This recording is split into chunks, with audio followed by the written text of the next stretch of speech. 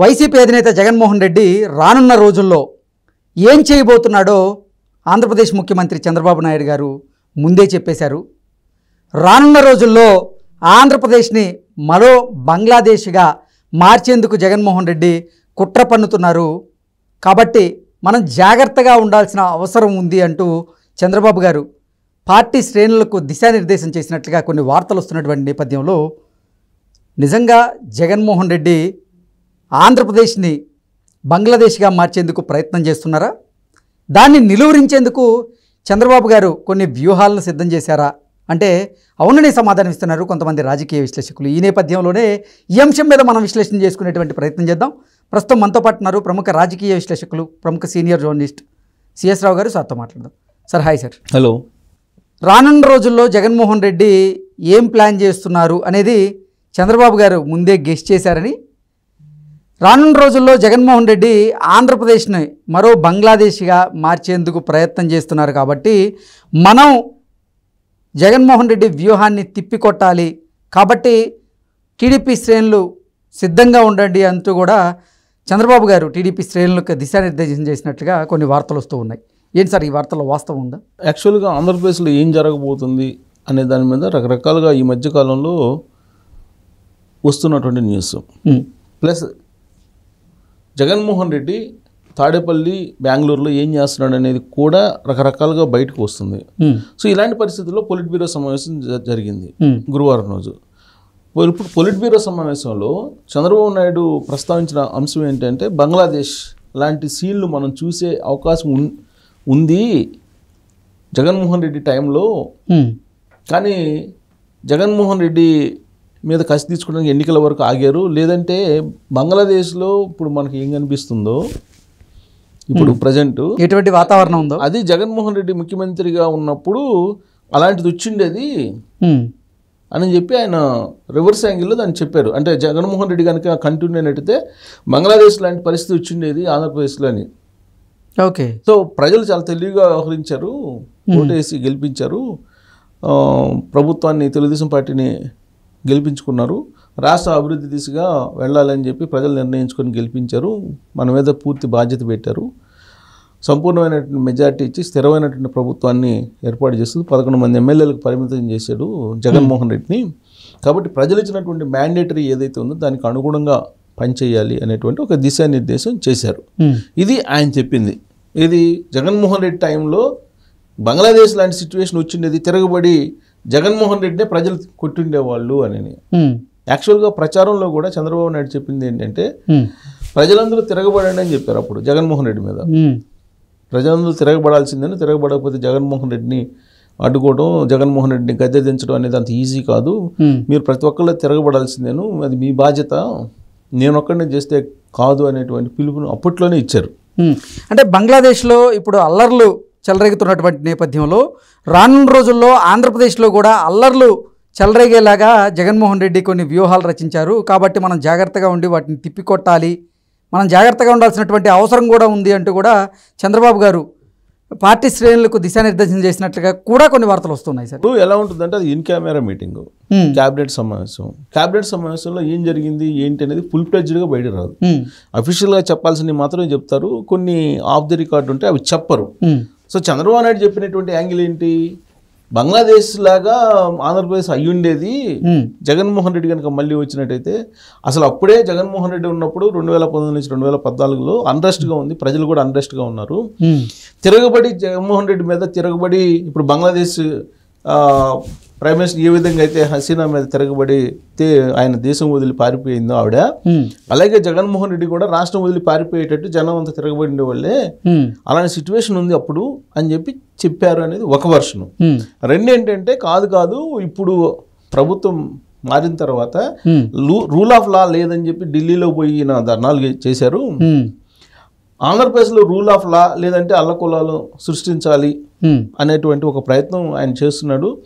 నియోజకవర్గానికి 10 కోట్ల రూపాయలు కేటాయించారు అనేది అప్పుడు నాగబాబు ఇటీవల కాలంలో చేసినటువంటి కామెంట్. ఆయన చేసినటువంటి కామెంట్ తర్వాత వచ్చినటువంటి కంటిన్యూషన్ న్యూస్ ఏంటంటే జగన్మోహన్ రెడ్డి బెంగళూరులో యలహంక ప్యాలెస్లో కొంతమంది ముఖ్యులతోటి వైఎస్ఆర్ కాంగ్రెస్ పార్టీ ముఖ్యులతోటి సమావేశాలు ఏర్పాటు చేసుకొని రాష్ట్రంలో అల్లకొలను ఎలా సృష్టించాలి అనేటువంటి ప్రయత్నం చేస్తున్నారు అనేది వచ్చినటువంటి ఒక ఆరోపణ. తెలుగుదేశం పార్టీ వాళ్ళు కూడా అదే చెప్తున్నారు. ఎందుకంటే ఆయన శవం ఎక్కడ కనపడితే అక్కడికి వెళ్తున్నాడు.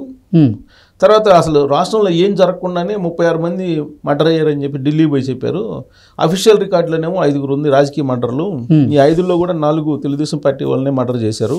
ఒకరిని వైఎస్ఆర్ కాంగ్రెస్ పార్టీ వాళ్ళు సంబంధించినట్టు మర్డర్ జరిగింది. దీన్ని 36 మందిగా తీసుకెళ్ళి అక్కడ ఫోకస్ చేశారు. ప్లస్ వినుకొండ వెళ్ళి వైఎస్ఆర్ కాంగ్రెస్ పార్టీ వాళ్ళే ఒకరికొకరు రౌడీలుగా ఉన్నటువంటి వాళ్ళు, రౌడీ షీటర్స్, వాళ్ళు ఒకరికొకరు కొట్టుకొని చనిపోయిందని కూడా ఇప్పుడు తెలుగుదేశం పార్టీ చేసిందని చెప్పి ప్రచారం చేస్తున్నాడు ఆయన. సో కాబట్టి జగన్మోహన్ రెడ్డి ఆలోచన, జగన్మోహన్ రెడ్డి యొక్క నడవడిక, జగన్మోహన్ రెడ్డి దిశానిర్దేశం ఇస్తున్నటువంటి తీరు, ఇవన్నీ కనుక చూస్తే కనుక రాబోయేటువంటి రోజుల్లో ఆంధ్రప్రదేశ్లో అల్లకొల్లను సృష్టించేటువంటి అవకాశం ఉందనేది జనసేన, తెలుగుదేశం పార్టీ భావిస్తుంది. ఆ మేరకు 1500 కోట్ల రూపాయలు దానికే కేటాయించారు అనేది.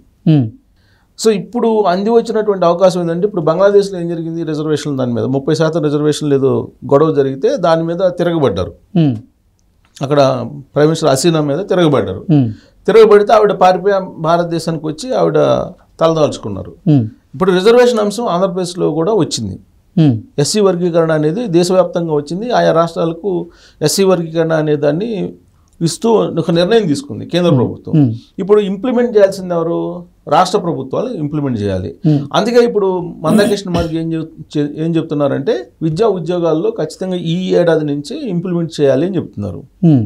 ఇప్పుడు విద్యా ఉద్యోగాల్లో ఇంప్లిమెంట్ చేయాలంటే కనుక ఇప్పుడు ఆన్గోయింగ్ ఇప్పుడు ఎగ్జామ్స్ ఉన్నాయి, వాటిని కూడా ఇంప్లిమెంట్ చేయాలని ఆయన డిమాండ్ చేస్తున్నాడు. ఇలాంటి పరిస్థితుల్లో పొలిట్ బ్యూరో సమావేశంలో దీని మీద కూడా చర్చ జరిగింది. ఎస్సీ రిజర్వేషన్ అనేదాన్ని రాష్ట్రాలకి కేంద్ర ప్రభుత్వం స్వేచ్ఛనిస్తూ వదిలిపెట్టేసింది. సో ఈ ఎస్సీ వర్గీకరణ ఎలా చేయాలి అనే దాని మీద కూడా సీరియస్గా డిస్కషన్ జరిగింది. ఆ డిస్కషన్లో చంద్రబాబు నాయుడు టెంటేటివ్గా వ్యక్తం చేసినటువంటి అభిప్రాయం ఏంటంటే, జిల్లాని యూనిట్గా తీసుకొని ఎస్సీ వర్గీకరణ అనేది అమలు చేద్దాము అనేటువంటి ఒక అభిప్రాయాన్ని వ్యక్తం చేశారనేది వినిపిస్తుంది. సరే, దాన్ని ఎలా ఇంప్లిమెంట్ చేయాలనేది ఇంకొద్దిగా స్టడీ చేయాలి. స్టడీ చేసి దాన్ని సున్నితమైనటువంటి అంశంగా తీసుకొని అన్ని ఉపకులాలకు న్యాయం చేసేలా ఎస్సీల్లో దాన్ని తయారు చేయాలి అని చెప్పి ఆయన చర్చించారు. అయితే ఎందుకు దాన్ని ఈ పొలిట్ బ్యూరోలు చర్చించారు ఆ అంశాన్ని అని అంటే, ఆంధ్రప్రదేశ్లో ఇప్పటికే ఈ ఎస్సీ వర్గీకరణ అనేది అనౌన్స్ చేసిన తర్వాత కేంద్ర ప్రభుత్వం అక్కడ ఉండేటువంటి ఎస్సీ మాల ఎవరైతే ఉన్నారో, ఎస్సీల్లో అప్పర్ టాప్లో ఉండేవాళ్ళు ఎవరైతే ఉన్నారో వాళ్ళు ముందుకొచ్చి ధర్నాలు చేస్తున్నారు, కలెక్టర్ ఎదుట ఆందోళన చేస్తున్నారు. ఈ క్రమంలో దాన్ని మరింత బలోపేతం చేయడానికి వైఎస్ఆర్ కాంగ్రెస్ పార్టీ ప్రయత్నం చేస్తుంది.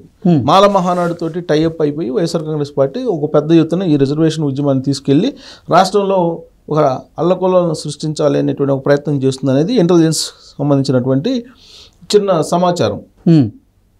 సో బంగ్లాదేశ్ తరహాలో అలా తీసుకువచ్చేటువంటి ప్రయత్నం చేస్తున్నారు జగన్మోహన్ రెడ్డి అనేది ఇప్పుడు స్మెల్ చేస్తుంది ప్రభుత్వం, ఇంటెలిజెన్స్ స్మెల్ చేస్తుంది. బంగ్లాదేశ్లో కూడా రిజర్వేషన్ దాని మీదనే రివోల్ట్ అయ్యారు. సో జగన్మోహన్ రెడ్డి 2019లో గెలవడానికి కారణం ఏంటి? ప్రత్యేక హోదా అనేటువంటి ఒక సెంటిమెంట్ని బలంగా తీసుకెళ్ళగలిగాడు యూత్లో. తీసుకెళ్ళి ఆయన యూనివర్సిటీలకు వెళ్ళాడు, కాలేజీలకు వెళ్ళాడు, ఆయన సొంత మీడియా తోటి ప్రత్యేక హోదా అనేటువంటి సెంటిమెంట్, అది లేకపోతే అసలు జీవితమే లేదు అనేటువంటి యాంగిల్లో తీసుకెళ్ళిపోయాడు.